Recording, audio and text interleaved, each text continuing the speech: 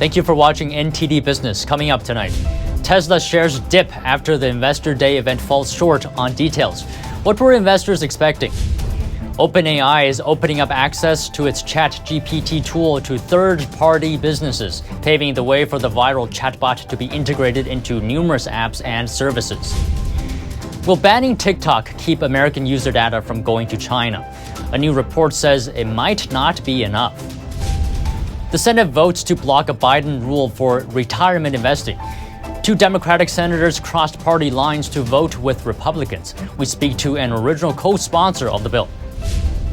A rail union accusing Norfolk Southern of disregarding the safety of workers who cleaned up the toxic train derailment. That and much more coming up on NTD Business. Great to have you with us. Don Ma here. An update on the East Palestine train derailment. A union representative claims Norfolk Southern, the operator of the derailed train, is disregarding the safety of cleanup workers. Jonathan Long made the claim in a letter to Ohio Governor Mike DeWine yesterday. He worked at Norfolk Southern for nearly 30 years and is now with a union that represents rail maintenance workers. He claims the workers were not given appropriate personal protective equipment by Norfolk Southern. And when some of the workers asked about that, they said they would receive little or no response. He also said many employees reported that they continued to experience migraines and nausea days after the derailment. East Palestine residents have claimed to suffer similar symptoms, but health officials have said the air and drinking water in the area are safe. Norfolk Southern denied claims that its workers in East Palestine were not provided with protective equipment. The company is set to attend a public meeting in the East Palestine today. It's at the request of the EPA. COVID vaccine maker Novavax says it may not survive. During the height of the pandemic, it posted huge sales gains, but now it's facing financial challenges, especially regarding future sales and funding from the U.S. government. Novavax shares down 29% so far this year. Despite this, the company's new CEO is still hopeful. He says they could have long-term success if they can deliver a competitive product, as well as cutting spending and boosting sales. Novavax isn't the only COVID vaccine maker disappointing Wall Street, though. Shares of other top pharma companies like Pfizer, Moderna have also plummeted this year. Onto Wall Street, stocks ended higher today. The Dow added 342 points, over 1%. S&P rose 30 points, or 0.8%. Nasdaq gained 84 points, 0.7%. Tesla stock fell 6% today after an investor event last night that was short on details. NTD's Colin Fredrickson has more. Tesla says it will cut the cost of its next generation of vehicles in half. CEO Elon Musk and other executives outlined the goals during a 3.5-hour investor event on Wednesday at the company's Austin, Texas headquarters. Musk announced that Tesla plans to build a new factory in northern Mexico, its first outside of the U.S., Germany, and China. We intend to increase production at all factories, so the Giga Mexico would be supplemental to the output of all the other factories. So this is not, to be clear, moving output from anywhere to anywhere. It is simply about expanding total global output. Musk had been expected to launch a much-awaited small, affordable electric vehicle that would broaden his brand's appeal and fend off competition, but not many new details were given at the event. Senior executives did outline their commitment to cutting production costs, saying the company expects to build its next-generation vehicles for half the cost of the current Model 3 or Model Y. Elon alluded to the fact that Mexico will build our next-gen vehicle, but we will also be doing that in our other plants, and so it's really about getting them all up and running. We expect that to be a huge volume product, and we're going to move that quickly over the next couple of years. Tesla has in recent months cut its prices to boost sales, and Musk said Wednesday lower prices are key to driving sales. Capturing the mass market is critical to Tesla's goal of being able to make 20 million vehicles a year by 2030. CFO Zach Kirkhorn said the company must invest 6 times what it has already to hit that target, a bill that he said could add up to $175 billion. Colin Fredrickson, NTD News. For more on the Tesla Investor Day event, we talk with analyst Dan Ives, who attended yesterday. We get his thoughts on Tesla's outlook for the road ahead. Joining me is Dan Ives, Wedbush Securities Senior Equity Research Analyst. Now, Dan, let me just get your quick reactions. Investor Day event yesterday, a lot of people saying it was sort of lacking details. What are your thoughts? Did it fall flat? Look, I think Wall Street, like a lot of these events, they'll say they want more meat on the bone. But I think it laid out the foundation for the next decade. I think it ultimately was a flex the muscles event for Tesla, just showing the scale and scope and their EV vision under Musk going into 2030. Why the stock price drop? Look, investors were disappointed that you didn't get the official launch of a sub $30,000 car. I mean, I think that was really the hope coming into this, because to go to the masses, you need a cheaper car. You need a car in that 25 to 30K. I do believe that that will be, call it in 2023, 2024, they will introduce it. But ultimately, by not getting it, that's why you're seeing the sell-off in the stock. I mean, why not just give some details so there's something for Wall Street to work with? Look, I think that's typical Tesla and Elon Musk. I mean, they keep it close to the vest. It's how they've always done it. I'd say it's almost Apple-like in terms of what we've seen come out of Cook and Cupertino. And I mean, this is something where, if you go back over the years, there have been misses, but basically mostly grand slams for Tesla. And I think that's why the company's sitting here in the stock. Obviously, it's had a huge move year to date because some of the optimism that we're seeing post-price cuts. For those who thought maybe it fell flat, do you think it's just a case of there was too much hype before this event and then it failed to live up to that? Yeah, I think a lot of these are sort of selling the news events. I think that's what typically happens for a Tesla, for an Apple. But if you look at the vision far through the trees, I think they laid out a very strong foundation for how they get to 5, 10, and potentially 20 million units when you look at over the next decade. And ultimately, this is an EV arms race. And Tesla right now, I think is just showing they have scale and scope where it's really Tesla's world. Everyone else is paying rent in the EV landscape. So we're at about 1.3 or some million vehicles per year, 20 millions. How far away are we from that?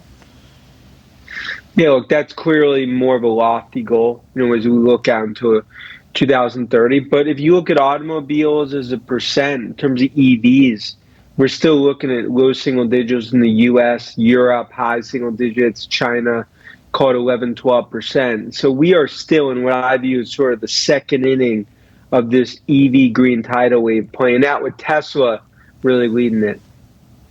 So another big announcement yesterday was the Gigafactory in Mexico. What was your reaction to that? What do you think it's going to be used for? I think Mexico is going to be key to the next-gen car, to really the sub $30,000 vehicle. That's important from a cost efficiencies. You look at the Giga build-out. You got Mexico, call that probably 2025, 2026, along with Berlin, Austin, of course, out in Nevada, and then China. I think this really just shows that global expansion story really now taking hold. And the master plan, right? Part 3, very ambitious. How far down the line is that? Look, I think this is really to look out through 2030. But if you go through the other master plans and where Tesla is, many thought this is a company that was going to ultimately not survive or, eventually be acquired. They hated the stock, when the market cap was $5 billion, despise it at $1 trillion. So I think the success continues to be historic, and Musk is laying it out. He continues to play chess while others are playing checkers. So I know you have a bullish position on Tesla, but what are you most confident about? I think it's really electric vehicles, where this is all moving and how Tesla's positioned. I think it's the scale and scope. It's a unique brand, and Musk is the DNA. I mean, a modern-day Albert Einstein, Thomas Edison, that really right now is starting to, I think, refocus on the Tesla story after the Twitter situation that we saw, which was the dark cloud over the stock. All right, thank you very much, Dan Ives. Pleasure talking to you. Thanks for having me. It's possible that getting rid of TikTok might not be enough to keep China from getting your data. New research has found that over 28,000 other apps could also be sending user data to China, indirectly though, through TikTok. NTD Sean Marshall has more. The government wants to ban TikTok, but that might not be enough. Over 28,000 apps have been found to use TikTok software developer kits, or SDKs, according to Gizmodo. TikTok SDKs enable developers to integrate TikTok's features and functionalities into their own apps, and then send TikTok user data from lots of apps and websites like Canva, Fruit Ninja, and a number of lesser-known apps for dating and weather. It's not just your name. It's not just your email. It's the collection of data over time. Nick Donarski, an expert at coding, was able to explain how side developer kits could be a problem. Depending on how that architecture is set up, the data may reside in China, or it, just like cloud infrastructure as a whole, it could be distributed at a lot of different places. But the SDK, it can be used to leverage to get access to applications that might not be TikTok and the data that's associated to it.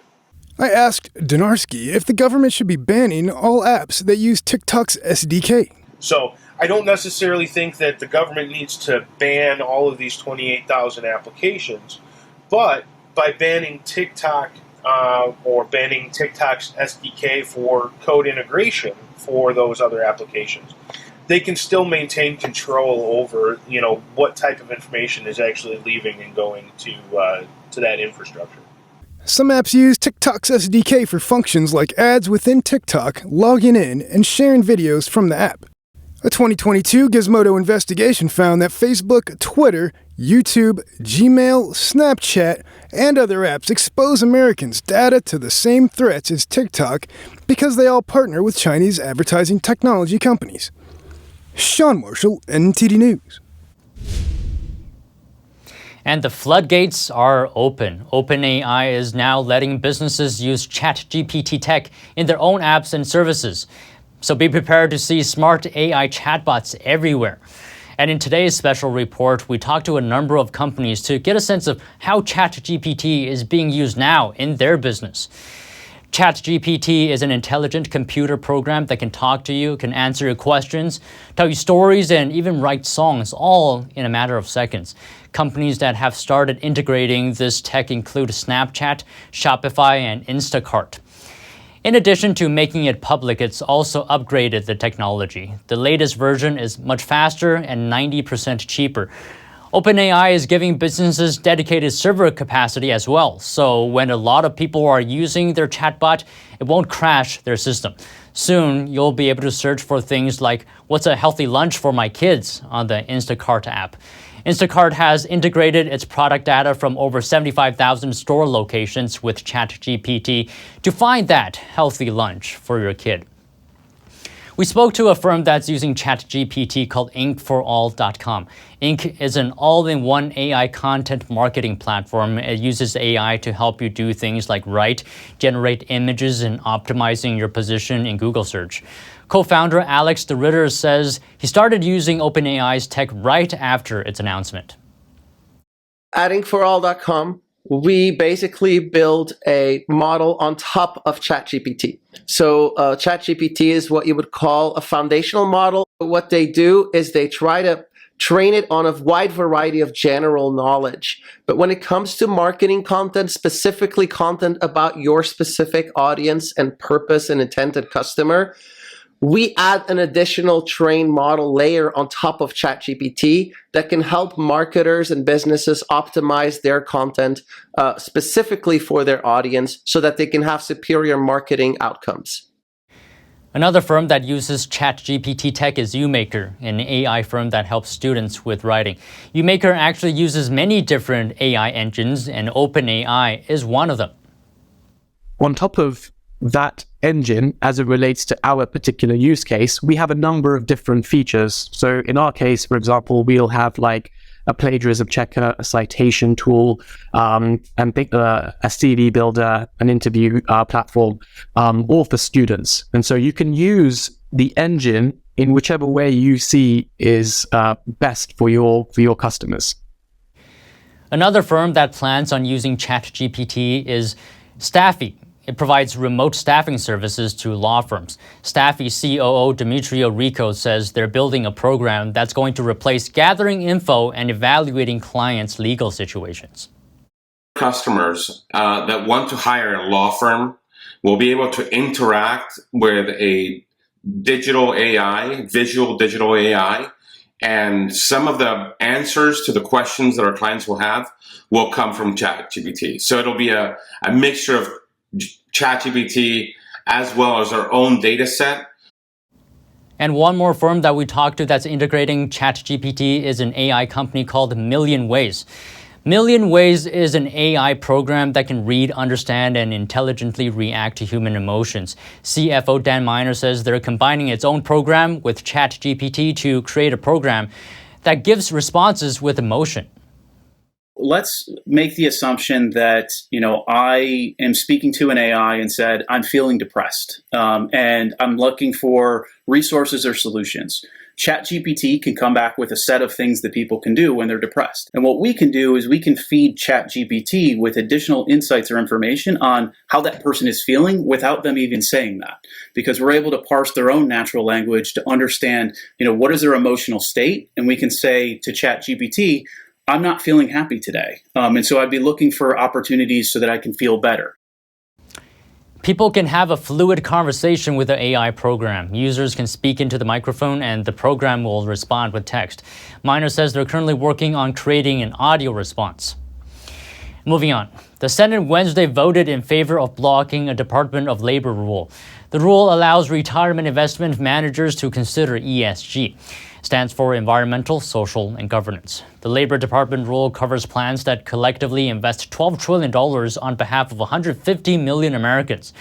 Republicans claim ESG would politicize investing by allowing plan managers to pursue liberal causes, which could hurt profit. Democratic Senator Joe Manchin seems to agree. The ESG rule that we're going to vote on later today is just another example of how our administration prioritizes a liberal policy agenda over protecting and growing the retirement accounts of 150 million Americans that will be in jeopardy. The vote yesterday fell largely along party lines, but Senators John Tester and Joe Manchin crossed party lines to sway the vote in Republicans' favor. Senate Democratic leader Chuck Schumer accused Republicans of interfering with private investing. The Republican proposal, meanwhile, wants to undo that rule, and across the country, Republican state legislators are trying to punish managers who dare consider, on their own volition, ESG, because the rule that the DOL has put in effect is completely optional. The bill will now head to President Biden's desk. White House Press Secretary Karine Jean-Pierre says Biden will veto it. Joining me now is Congressman Tim Burchett. The Senate congressman voted to block the Labor Department rule that allows retirement investment managers to consider ESG. But it seems like Biden probably going to veto it. I know you're an original co-sponsor of this resolution. What are your thoughts? Well, first of all, when I was in the state legislature in Tennessee, an old guy told me, he said, you never really vote bills, you vote people. And Andy Barr is the sponsor of this bill. Honestly, if Andy told me if it was going to start snowing in Tennessee, I'd head down to Mayo's and buy me a sled. Andy's a very honorable guy. He's very intelligent. He understands this. And the Senate is an unusual beast in itself. Schumer being as far to the left as he is, Manchin's kind of left out there on his own, being a moderate to conservative Democrat. He's kind of a unicorn in Congress. And so it doesn't surprise me that he stood up to him. He's done it in the past. I think he'll do it to continue doing that. But the basics of the bill are very simple: is that people want to have control over their investments, and you have these boards and people that are voting to put people's money, not their own money, but somebody else's money, into these politically correct so-called corporations that there really is no financial basis for it. You invest money to make money.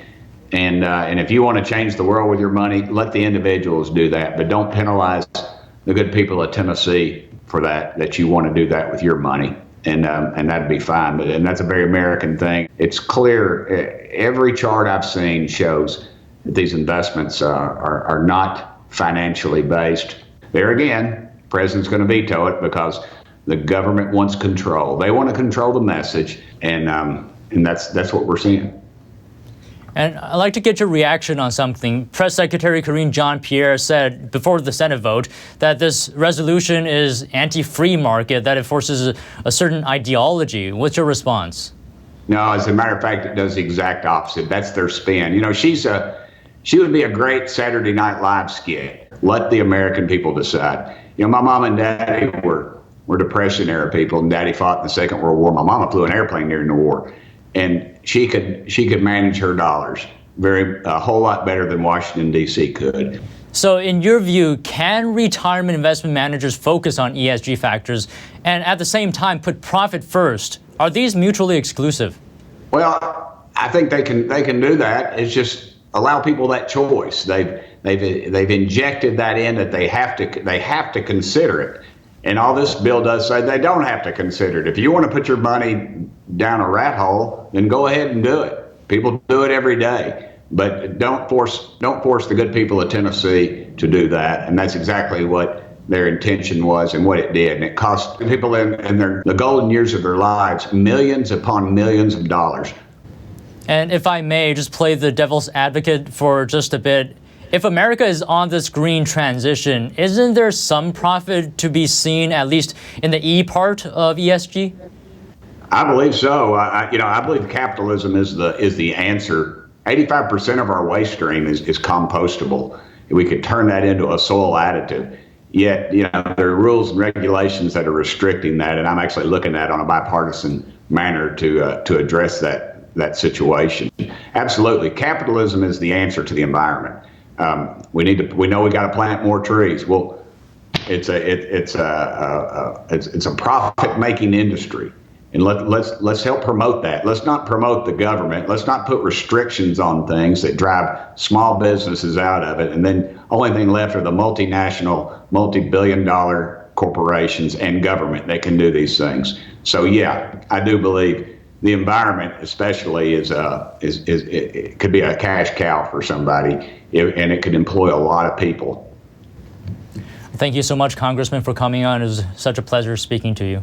Thank you, brother. It's always a pleasure. Hologram tour guides and augmented soccer matches are just some of the latest additions to the metaverse. At Mobile World Congress in Barcelona, visitors dove headfirst into virtual reality. NTD's Andrew Thomas has the details. Mobile World Congress is the world's biggest wireless trade show. In Barcelona, a range of telecom and tech firms showcased metaverse demonstrations and 5G technology.